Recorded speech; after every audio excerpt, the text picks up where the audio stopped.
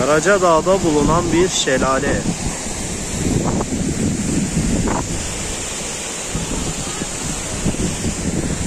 Lav yolu denen akıntının üzerinde bulunan, Karacadağ'da gelen kaynak suyuyla oluşan bir şelale.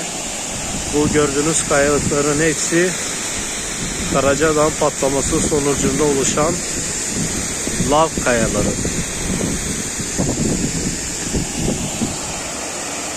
Çok güzel bir görüntü. Her yerde lav taşları var.